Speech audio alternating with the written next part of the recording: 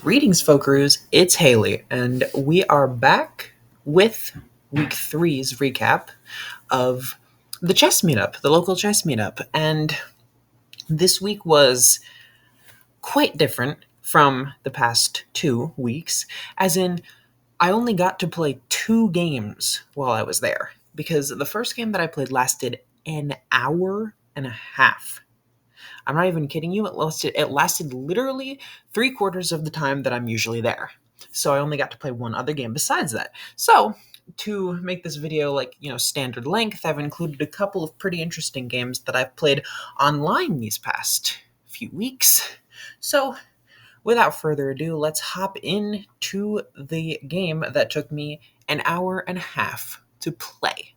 So you may remember James from 2 weeks ago, where it was like a pretty close game, but then he just slowly positionally outplayed me. I matched up against him again this week, and this was the game that we played. So he plays d4. Hold on, let me open up the review. So he plays d4, d5, and on move 2, he catches me off guard. Because there are a bunch of different things you can do with d4, d5. You can play the London system, you can play the Zukertort variation, you can play the Chigorin variation, you could play the Kali system with like e3, you could play the Queen's Gambit.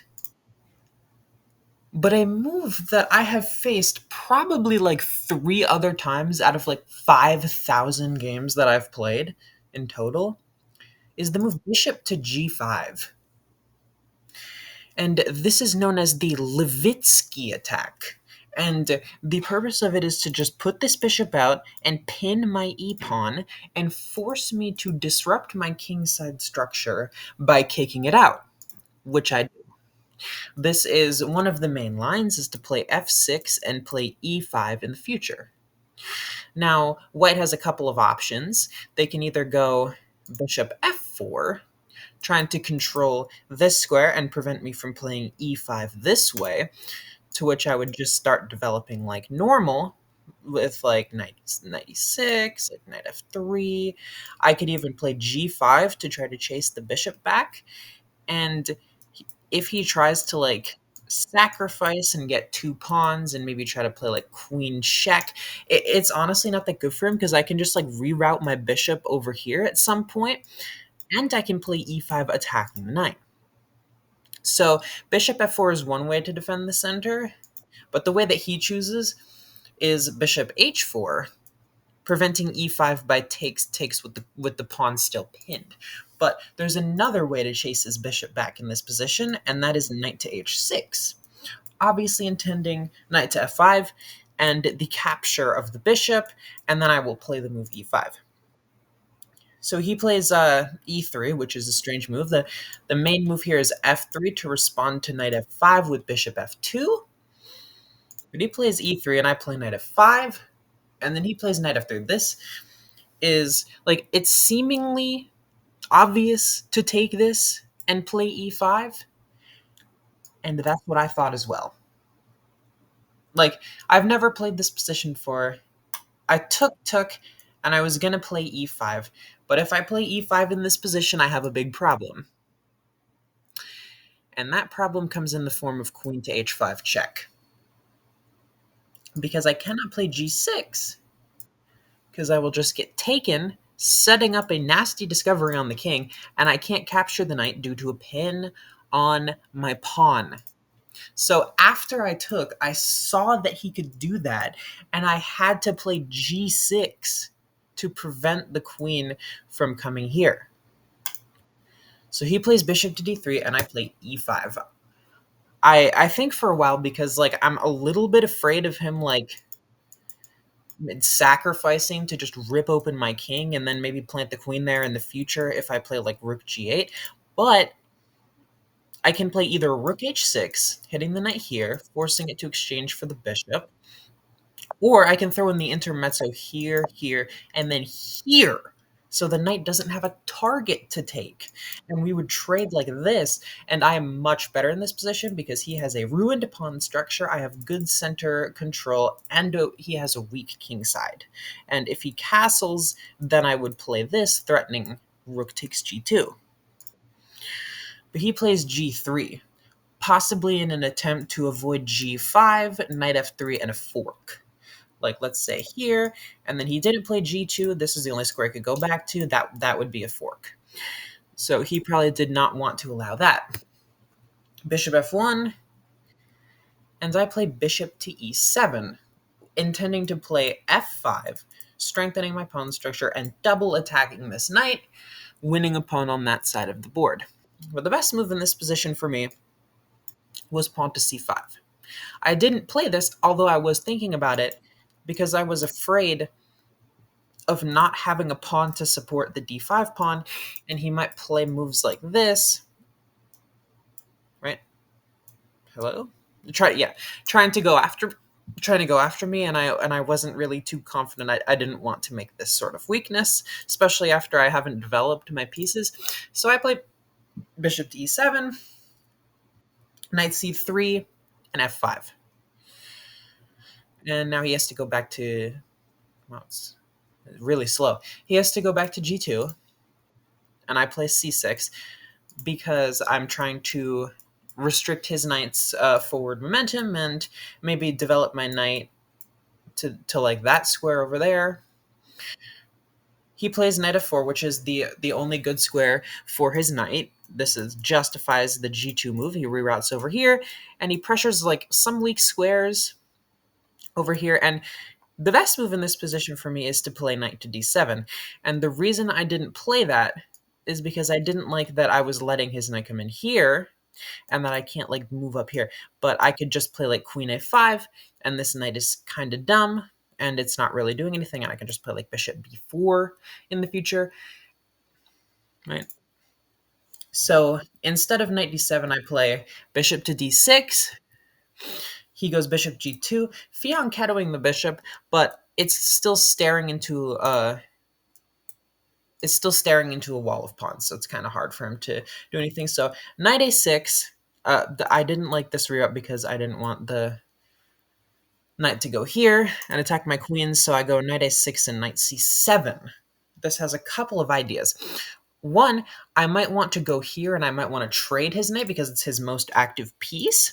And I also might want to go here at some point in the future and open up the c file, because after a move like queen to d2, it looks like he's intending to castle queenside, so it's probably good to preempt an opening of that file. So he does in fact castle queenside, right? He does in fact castle queenside, and I can't go knight here right now because after knight takes, this pawn would drop.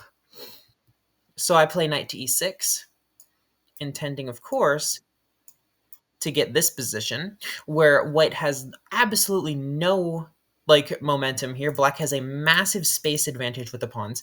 The only freeing move that white can play is pawn to f3, but I can even just take that, and like this bishop isn't any more liberated than it was on g2. So this position is very, very suffocating to play for white, and I was very happy with my position at this point in the game. Knight e6, he plays a4, just trying to grab some space. h4, I mean, just trying to grab some space on the king side, maybe latch onto this hook and try to find a way into my position. And I make a mistake here. It's like a positional mistake. I trade for this knight here. I trade for that knight, and the computer's basically like, this knight, although it is actively positioned, isn't actually targeting anything of importance, so wasting a bunch of moves to take it is not really a good idea with either piece. What you should be doing is you should be counter pawn storming on the queen side and trying to punish this castled king, right? Because it's very hard for him to have momentum on this side of the board with the way that the pawn structure is locked. So knight takes f4 is just a poor use of time from me. But the point of knight takes f4 was that if he took with this pawn, I would go here and target this. And if he took with this pawn, that frees up this. And, like, this pawn becomes a little bit weaker, right? So like it was just like forcing him to double one way or the other, creating some positional weakness either way. But he takes there. I drop back to e7, and he plays h5, getting at my pawn. And obviously, I can't let him take because my rook would be unprotected at the back rank, and I would lose it with check.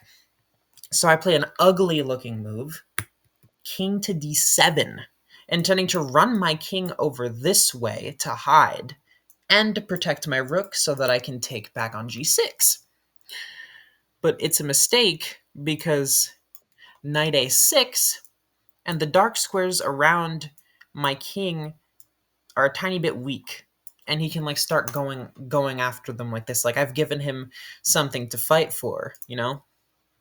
But instead he plays f3. And like I said, I could just take, and his bishop really hasn't become any more powerful. It's still staring at a bunch of pawns. Pawn to a5. I choose this moment to start going on my attack on this side of the board. And what he should do in this position is he should take. And then after I take, he should play queen to g2, targeting this weakness and still keeping the tension between the rooks. And if I play a move like this, he can either take me and then queen takes and take the pawn, or he could play the nasty move bishop takes d5.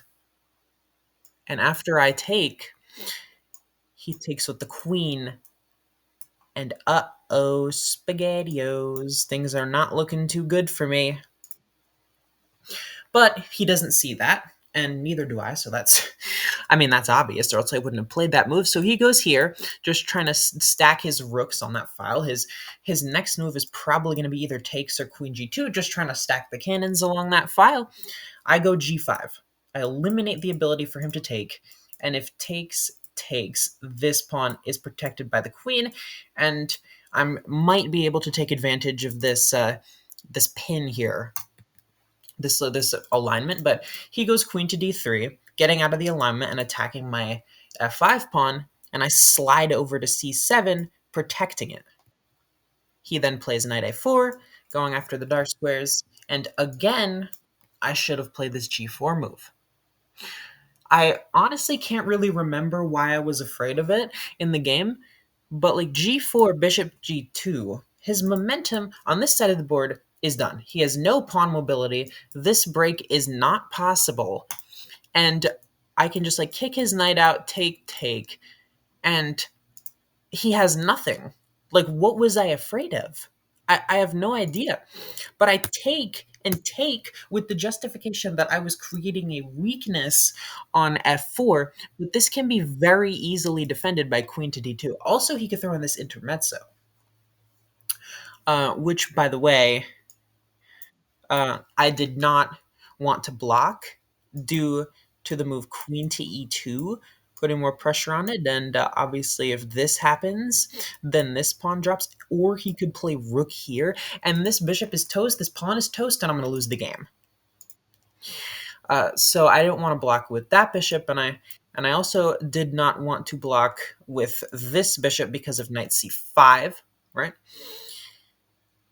Takes, and then something like queen f6, right? Oh, I'm sorry. Something like queen f6, and then he doubles up, and the pressure is just on. Like, this bishop is a pretty important defensive piece, and if my queen didn't defend this pawn, his queen would be able to take it, and I couldn't take back, so I would just be under a lot of pressure. So rook g7, I make the best move, which is king to b8. He defends the pawn, and I go queen to f6, kind of protecting my pawn and hitting his rook. He goes here, and I play bishop to e6. The purpose of this move was to try to trade along this file with the protection of that. He goes knight to c4, pressuring that, takes, and rook here. I'm trying to trade down this file. But he plays there, and I don't take in this position. And the reason I don't take is because I'm afraid of these pawns. I'm afraid that these pawns are just going to be way too powerful for this queen, this pawn, and this bishop to defend in the endgame, and that would be just very uncomfortable for me. So instead, I play queen or king to c7, defending the rook with two pieces, and then he plays queen to g2. And this is not as good as it looks for him because if I do nothing, if I just play a4 going on my attack, then if he takes, then I could just like take back and hit his queen. And if he moves, I go a3, and then he loses his rook in the corner if he blocks with this. So this is actually quite poisonous for him. Like it, although he is attacking my rook with three pieces, his queen is here. So my rook defended by a bishop would actually pose a big danger to that queen. But I take. And then he takes back with the pawn, which was the wrong move. Because if he took back with the queen, I would get a piece off the board to defend this side. And this would become all the more powerful. But f takes g5, I slide over to d4, pressuring this pawn. Then he goes here. He attacks my bishop. I defend it with the king. This move is totally not going to help in my demise very soon. Totally not at all. Why would I be saying that? G6, and the best move is takes, because although the queen does guard this pawn, both bishop and rook watch the promotion square, and I have absolutely nothing to worry about in that regard, but I get too scared. I play h6. I play pawn to h6, stopping the momentum of this pawn, and then intending this to like block it with a bishop. Then he trades the queens and goes after this pawn. This is a very tricky move because I was obviously intending to capture on c5, but if I do, I'm going to lose this, and this is just super deadly, so I trade the queens. I basically had no choice in that position, and now white is clearly winning. Pawn to d4, king d3, and I lose the bishop. The intention of this move was to respond to this with this, and then after a move like king e5, to play something like bishop takes a2, and this. That was the intention, but I just completely forgot that my bishop would be hanging. All right. That's yet another game against James that I had a great position a lot of the game, and I just screwed up by making a stupid move. So, let's go check out the next game. This is a game I played against Chuck after the hour-and-a-half long game. I was pretty mentally tired at this point, but this game still turned out to be very interesting. So, the opening that I wanted to play as white this time around was the Vienna game, which is e4, e5, knight c3, and the most common move is this, where the Vienna gambit can happen, which leads to a lot of fun positions, but there's no point in even analyzing that right now because he plays the French defense, which is one of my least favorite things to see after playing e4. The main move is d4, black goes d5, and the main move for white in this position is pawn to e5, and I did not play that move for one reason and one reason only. I really, really, really do not like the pressure that black can exert on this pawn. And after a move like queen to b6, if I defend with the bishop, I lose b2. I have lost a bunch of games that way. Just like trying to focus on defending this pawn too hard and then losing b2 and losing this somehow. So instead, I do every attacking player's worst nightmare, and I enter the exchange variation, which basically just kills the fun of the French defense. We just develop our knights. This is what happened in the game, by the way, and it can turn out into literally like a symmetrical position such as this. Really boring, nothing exciting that can happen. It's kind of my dream position and Chuck's nightmare. But for whatever reason, I decided to get a little saucy. I played the move g3. and entered into like a King's Indian attack slash French defense hybrid, where I'm intending to kind of do what the ready opening does. Like, for example, if you play the ready opening, like one of your main ideas is to get a position that looks something like this with d3 e4 rook e1 and something like this, right? Obviously castle is not the right move now because you have to play d3 to stop this, but then like black will play this and you castle. This is the King's Indian attack, which is one of the most common transpositions from the ready opening. But this is the French defense, so it's a little bit different. Like we have this, the e pawns are gone, and from here I was kind of hoping that we would go down this very particular line because I have a very interesting double gambit that I played once before, accidentally, but it actually turned into something interesting. And so far, he's following it. He plays bishop g4, bishop g2, and the gambit relies like the normal moves here are like bishop e7, knight c6, right? These are the normal moves. The gambit relies on him playing a move queen to e7 check, relying on me blocking with the bishop, which is the standard way of blocking on the French defense, and then him thinking he outsmarted me by giving me a check and attacking my b2 pawn. In this position, the computer does think it's a mistake, by the way, but it has very practical chances on the human level. I play the move c3. This is what I am calling the amazing Hailey gambit. And what this does is it invites black to take the pawn. And there are two paths that it could go. The path that I took in the game was knight d2, queen takes, and rook c1. And you can see the point. I attack the queen, and I open up two very powerful lines against those pawns. Obviously, like I said, the computer doesn't like it, but it leads to very good chances for white to attack along those files. But the other variation that you can play is castles. And you might be like, Hailey, what the hell? Like, this is not only a pawn gambit, it's an entire rook gambit. That's the fun of it. In this position, you play the move, queen to b3. And this queen is stuck. This queen is entirely trapped, and black has very little active development to compensate for it. And then the move that I play is bishop to c1. Everything is guarded. Everything is guarded.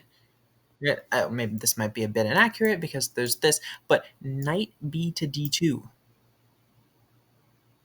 And the queen has to give itself up for a rook. And I'm back in the game. So that's another very interesting way that this could go. But I decide to go for the double pawn gambit line.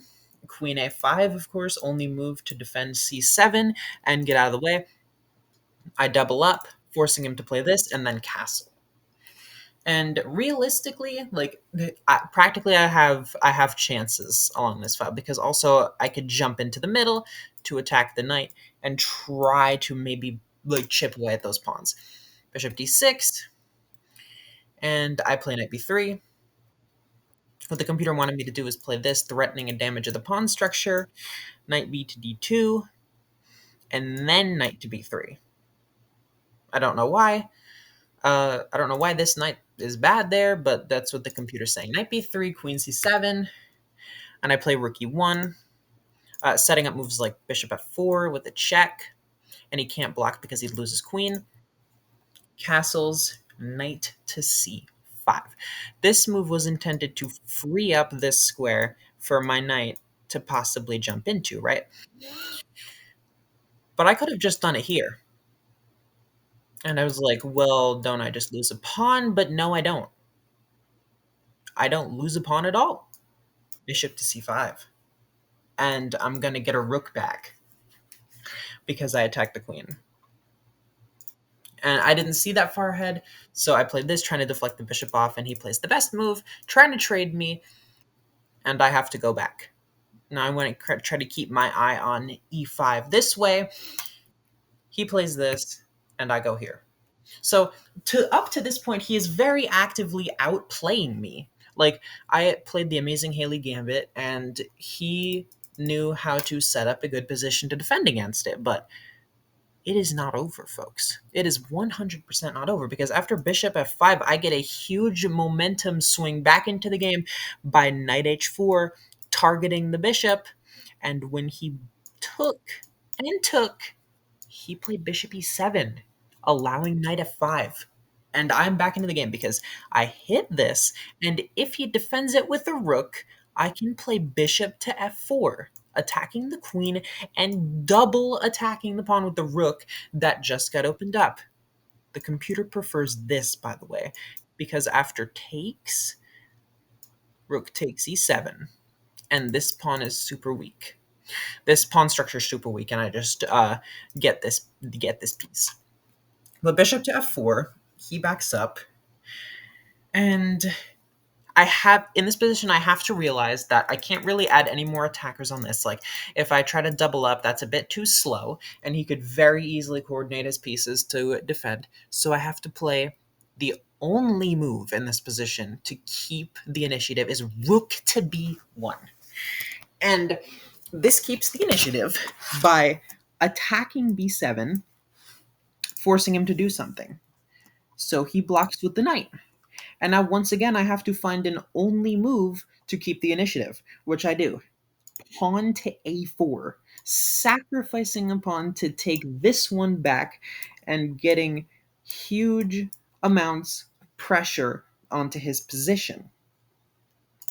But after a4, he plays g6, attacking my knight, and I give a check. What I should have done is I should play this, and this trade is obviously quite good for me because his king is open and my rook and queen are going to activate to that side of the board. Knight h6, king g7, and this is a bit dangerous because if ever he can like take my bishop, then he will remove the guard of the knight. He drops back to c4. I take on b7. I am now seizing the initiative back into the game. Bishop d6, and here's where I make a mistake. Take, take, take. That was a bad move. What I should have done was play this so that I could then rotate my queen to f3 and cause problems for that knight. But instead, I played this. Completely, like, I don't know what happened. This is an extremely simple tactic. All he has to do is take back, hit my rook, and hit my knight. Like, that's literally an elementary mistake that I made. Rook takes a7, takes, check. He goes back. This king is completely safe. I have no counterplay. My only possible hope is this a5 pawn. Queen there attacking the knight. He trades queens while pressuring my rook. Queen there avoiding the trade and defending my rook. He plays that, defending the knight so he can move the queen. Rook to a6. What he should have done here, by the way, is he should just like give a check, and then go down here, attack my queen, and threaten to come down here. So the best move would be queen a3, responding to this with this, and just holding on to the defense. But rook d8 there. I expected this move, and I respond with that. Takes, and I debated here for a very long time about whether to take back with the rook or the pawn. And I decided that I would take back with the rook, where the best move was to take back with the pawn, because that hits the knight, and then if the knight moves, I play a6 and I start advancing the pawn. If the rook defends the pawn, then I take the knight and fork these two pieces, and then this happens, and like I at least have a prayer, right? But I take with the rook, trying to double attack this pawn. So he goes here, and I play bishop takes. Takes, and takes. And I'm hitting the knight, and he's hitting my bishop. And this exchange I didn't think was good for black, because now he has to worry about two very far away passed pawns. So he doesn't take the exchange. I go bishop to b7, supporting the advancement of both of these pawns. Knight a7 here, and then he starts bringing this other knight. And what I have to do in this position is I have to run my king over here. There's like a pretty clear path for me to get my king involved, which is why I play f4, king f2, and we're both getting our kings involved. King d6. And I didn't want to go here because I was afraid of like a knight check. And if I go here, knight takes c6, takes. And if I go king e5, in this position, there would be knight to g4 picking off this pawn. I really didn't like the fact that I would be activating his knight with a check if I went there, so I go king to d4 instead of king e4. He plays f6, like trying to stop my king's advancement if he tries to run over here. I go g5. And my only advantages in this position are the fact that this pawn is pretty close to promotion and that my king is closer than his king is to his pawns. So he has to be very careful. a6, knight c7, I push, and then I allow a fork picking up the pawn because I thought I could play g5, check, and king e5, and I thought I would be getting into the pawns. But he can defend it at this point. Like he's walking his king, he's walking his knight. I go here, and I didn't want to take this right now because I didn't like the fact that the king could come to f7 and like cut me off, right? So I play h4, just wasting a move. He plays this, and now I take. And then he goes king f7 because in this position, which was not the same in the last position where he played king to f7, I have the move h5. Right? I have the move h5. What he should have done in this position is he should have played knight d2, attacking this pawn. And if I took on g6, king to e6, not taking the pawn, king to e6, king to g7, and then knight takes, and now you have cleared the way for this pawn. But after king to f7 here, h5, and if he takes, it's really bad for him because I'm going to make a queen. And I was very hype at this point. I thought I was winning, but he finds an extremely clutch defensive move, which is knight to e6, intending to respond to takes with this and a double control of this square. And we just shuffle around for a few more minutes, but I lose the game again here. If he plays king h7, it's a very long continuation. King f7, knight h5, attacking this pawn, g6 check, king there, g7, I sacrifice the pawn to come back down. He goes here, king e5, king here. He just walks up, he bodies my king out of the way. He goes knight h5, going here, takes, and then you can see the trouble here. So I lost the game with this move, but he plays king back to f8, and it's a draw after g6 because he has to give up the opposition, and then I can step up here, and after knight h5, attacking my pawn, and me coming down and taking, and him being there to stop my pawn, we agree to a draw. Okay. So we're already done with my games from this meetup. So I'm going to show you a game that I played online this past week against this guy named Sopuerta from Basque Country. I think this is one of the first guys that I played from Basque Country. There's not too many people from there who play chess, or even really in general. But let's get into this game. This is a pretty high-level game from both sides, over 85% accuracy. Let's hop into it. So I'm on the black pieces again. d4, d5. And instead of playing the ridiculous Levitsky attack like James did, he plays bishop to f4, which is the London system, like I was telling you about, and the moves that are usually played in the London system, like knight f6, he plays e3, bishop f5, he plays knight f3, c5, c3, knight c6, bishop e3, takes, and it's just a very quiet position that I've had like gazillions of times online. But he already, after knight f6, he plays a really interesting, and by interesting I mean bad. Like, since this guy I played online, I can go like a little bit harder on him, because like I don't know him and I wouldn't be like offending a person that I know. So h3, like, dude, what is h3? Like, what are you afraid of my bishop coming here? Like, in London, my bishop belongs on f5, pressuring this pawn and maybe preparing for some sort of attack like this, and also getting ready to trade if he plays bishop d3. What is this? Are you trying to push over here? Like, where are you going to put your king? Like, I do not understand why so many people find it necessary to waste a move in the opening playing h3. Knight f3, c5. This is the testing move against the London, because if white takes, it's pretty similar to the queen's gambit, but with colors reversed. If white takes, then knight e6, or knight c6, e6, and then like bishop takes, and white cedes some control of the center. So after c5, white usually plays a move like c3 or e3. I play e6 just to solidify my pawn structure and open up a line for this bishop to develop and possibly trade like this.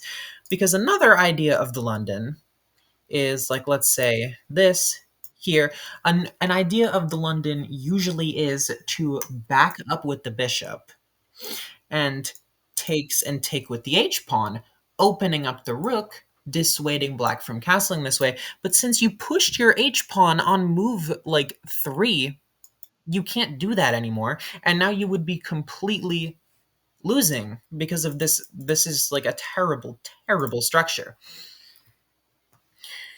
Yeah, so he can't do that. So like I could just test him with bishop d6, force that bishop off the board, and gain more control over e5. Knight d2, queen b6. This is another important move to play against the London, because you pressure this and you add pressure on the center from a different angle. He plays b3, and I should have just taken. I should have just taken and then played bishop to e3. Just slicing and dicing his queen side. Like, this is just absolute positional domination. So I forced him to open up all these lines, and then I just played knight h5. Um, Knight h5, along with bishop d6, is another idea to try to force the trade of this dark squared bishop, because it's the London bishop. It's white's most powerful piece in this open, and it's another way to force the trade, is this would damage the pawn structure. But since he played h3, he can actually retreat back to h2. But in this position, it's better for him to take or to play g4, which is a fork, which you can take, but then g takes, and if you take, then you just lose that knight. And like, what are you doing? Like, this, remember that this knight is still hanging even after it took a bishop. So a lot of tactical scuffling can happen on that side of the board, because I kind of carelessly put my knight here, because I'm not used to having someone play h3 so that this move is possible. So he retreats that. He doesn't see it. But like, that is absolutely not going to be the end of my struggles, because this knight will be a liability in my position for the rest of this game. Knight there, he hops into the middle, and I take, which is a terrible move. Which is a terrible move because he can take back, and he can control my only escape square, and he is threatening to just straight up win my knight with g4. But he takes with the bishop. He takes with the bishop, allowing this, and a possible knight escape. Bishop d6, and I play f6. Like, I don't know what was going on with me this game, but I play f6, which just straight up takes, and he could play g4 and just win my knight. For some reason, I do not know why, he does not do this, and he instead exchanges on c5. leaving his bishop just stranded in the middle of the board. It has to escape. Takes, knight takes. I attack the knight. I'm trying to keep getting tempo to stop him from playing g4. Like this move is just looming this entire middle game, and I'm trying to chase him back. I don't want to play this because I just let the knight back into the center. So I play this. And after g4, I would at least have a pin and be able to play knight to g3, because after takes, there's queen takes c3 with a double attack on the knight. And he plays a4. I should have gone rook c8 to attack his pawn, but instead I played g6, desperately making an escape square for the knight. He checks, I go up, and then he castles. And now we're back to an even game after all that chaos. After me somehow having this knight still, it is now even. Bishop takes, queen takes f3, putting pressure on the pawn. I push the pawn. He goes here, eyeing this square, so I defend it. Very logical, right? b4, should have played f5, but I was a little bit nervous about the queen sliding in to check me, but there was nothing really to be concerned about. Like I could just play queen f6 and trade queens, and I'm completely fine. There's no weaknesses. So b4, rook there attacking the pawn. He defends it. I play a6, kicking the bishop back, and he goes back, and now I play f5. I'm not really sure what classified this position as okay to play f5 and the other position not okay. He slides in, and instead of playing this, just trading queens and having no problems, I play king to c7. Blundering boom, boom, and bop. And these pawns are weak. This queen is getting in. I'm down a pawn, and I'm just completely losing. But instead he plays queen takes h5, which is not as good because I can block with the queen.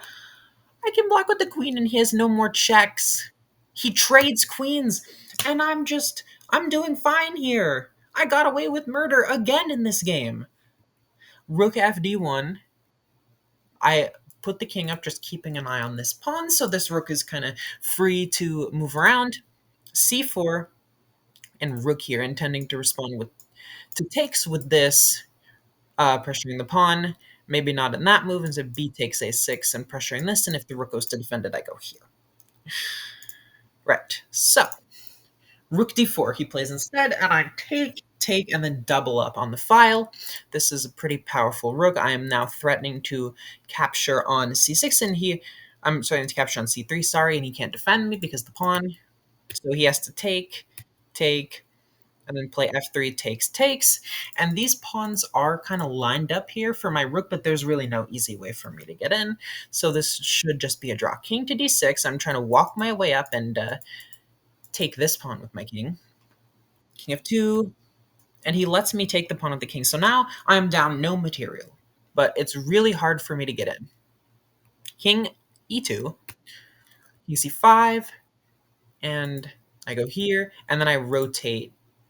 Oops, I rotate around over here, forcing the rook to come back. But again, there's just no way through. You can see all these variations are just completely drawn.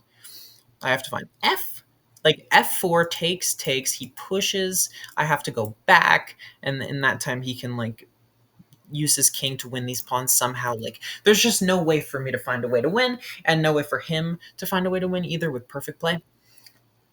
So f4, g5 takes. He pushes, I have to get behind it because I don't want this pawn to get too far down the board. He then goes here and puts pressure on this pawn with rook f3, forces me to exchange to go temporarily down a pawn. I go king to b5, because in this position if I play another king move, like king to a5, then king to c5, I would get bodied out, and my king is just completely isolated, and he could just use his king, rook, and two pawns to win over here. This pawn will eventually fall. All he has to do is keep my king bodied on the side of the board. King to b5 stops that. He pushes, I take. and then he pushes this pawn, which is getting pretty far down the board, but I play king to c6. Because if I instead go down to defend this pawn now, king takes, pawn is completely winning because he's just going to walk his king over here and then take my rook, and I will lose. So king to c6, I have to defend the pawn before I swing down. Check here. And then I start the process of like pressuring his pawn while also moving my king and pawn up and like an attempt to maybe like push him to the side of the board and checkmate him. So rook h3, king there, check here. He goes back. I check him. He is forced to the back rank, and then I step up. And if he pushes his pawn and makes a queen here, that is a mate threat. So he has to stop that. So he has to stop the checkmate. So he moves over here, making an escape square for him over here. D4. I push the pawn. He attacks it, so I push it, and it's guarded by the king. I check. It looks like my pawn is like really close to queening, and his pawn is really close to queening. But like this, he just takes, and I check him. I try to like deflect the rook away from the king, but there's no way for me to do that, and I just take and accept a draw. Honestly, let me just be candid with you. Like, I do not know how I got a score of 88.4 accuracy on this game because I made a bunch of like really strange mistakes. And so did my opponent. So, I hope that those games were interesting for you, and I will be eagerly back again next week to recap week 4 of the chess meetup. See you in the next video.